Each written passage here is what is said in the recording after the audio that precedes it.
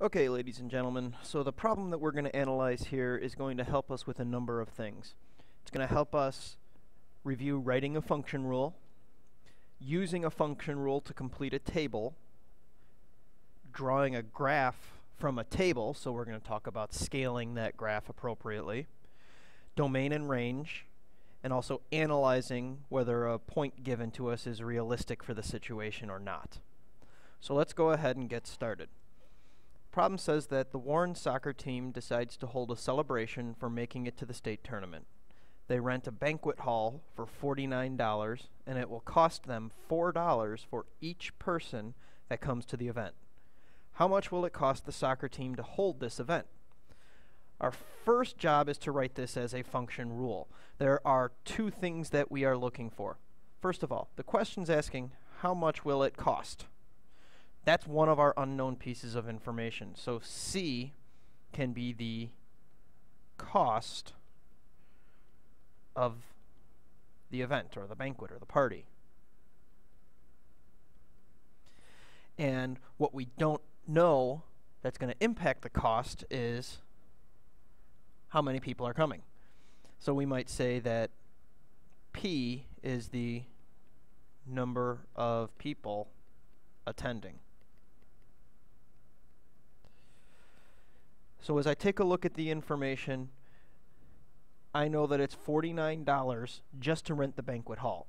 So it doesn't matter how many people are coming. In this case, it's $49 no matter what. So my cost is going to equal $49 for sure, but it's also going to cost $4 for each person. Here's that important word again, each. That means we are going to multiply 4 times the number of people, which we said was P. So plus 4P. That gives me a function rule, cost equals $49 plus 4 times the number of people that are attending. Using that function rule, and I'll rewrite the function rule here so we can see it a little closer, I'm going to fill this table in. If the number of people is 0, nobody attends the party, how much is it going to cost? It's a matter of substitution. The cost will be $49 plus 4 times 0. Because this is P, this is C. 4 times 0 is 0. If nobody shows up, it's still going to cost the soccer team $49 because they rented the banquet hall out. If one person shows up, I substitute 1 in. And I take my calculator out if I need that. And I calculate that it will cost $53 if only one person shows up. Following that pattern, substituting in the number of people for P every single time, I can fill the rest of the table in. Go ahead and hit pause and take that action right now, please. Okay, hopefully you filled the table in just like I have now. 0 people is $49, 1 person $53, 2 is $57, and 3 is $61. Our next step is to fill in our table. Keep in mind that when you have a table, if it hasn't been done for you already, it's important that you have a title and that you've labeled your y and your x-axis. Keep in mind, this is your y-axis, this is your x-axis. Every time you have a graph that you have to fill in, you have to label it, label your axes, and give it a title. Now, we have to understand the x-axis represents our domain, and the y-axis is our range. The input, or the independent variable, is your domain. In this case, my input is the number of people. So that makes the number of people my independent variable. The cost is my dependent. It depends on the number of people. So I'm going to input the number of people on my x-axis. That's why we chose number of people for x.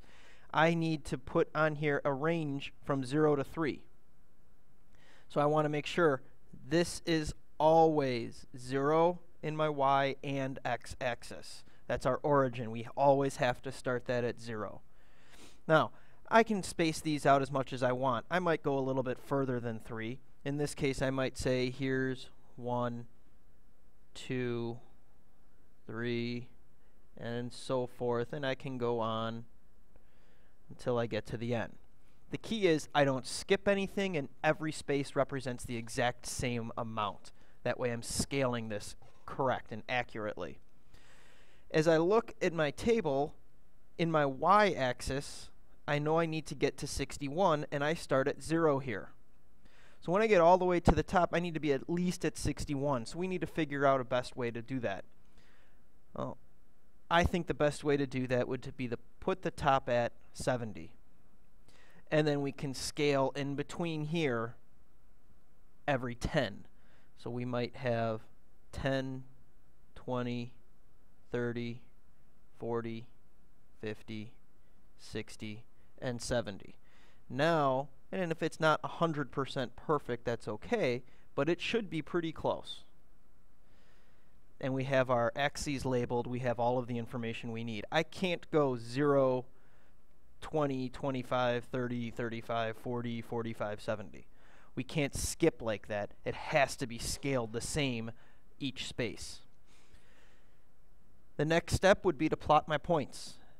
These are my ordered pairs. 0, 49, 1, 53, 2, 57, and 3, 61. So at 0, I'm going to go up and plot the point 0, 49. At 1, I'm going to plot 53. At 2, I'm going to plot 57. At 3, I'll plot 61. The last step would be to draw my line through these, put my arrow on the end of that line. I've now completely done my graph. I have a title, I've labeled my axes, I've scaled the axes accurately, and I plotted my points and put my line in with the arrow on the end. Moving on, we talked a little bit already about domain and range. Domain is the number of people in this case. The range is the total cost. So when they ask us, what is the domain of this situation, the domain is the number of people, but we want to have an actual set of numbers that represents the domain, so we have to think about the situation. Can the domain be anything? Can number of people be any number that we know of? Well, the answer is no. It can't be negative numbers. We have to have positive numbers.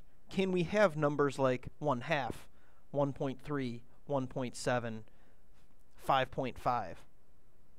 And the answer to that, again, is no. We can't have half a person. The situation calls for the domain representing people. We can't have part of a person. So I would say that the domain is equal to, I use set notation, all integers greater than or equal to 0. I say integers because I cannot have any of these decimals or fractions that are in between 1, 2, 3, 4, 5, 6, and so on. But I can have 0. The other way we could have put it is whole numbers, because whole numbers are our counting numbers, 1, 2, 3, 4, 5, 6, and so on, with 0. But you should be ready to see it written more this way on our tests and quizzes. The range, on the other hand, is actually even more specific. In this specific situation, the range is represented by the total cost. And we would say that the range is equal to, set notation again. It's not all integers. It's not all whole numbers. It's not all rational numbers. There's some very specific rules for our range here. And we would set this up as a pattern. We would just start with our first one. Since 0 is the smallest number for our domain, the answer to 0 as the input, our output would be 49. With 1, it would be 53. With 2, it would be 57. With 3, it would be 61. We have this pattern where it's going up by 4 every single time.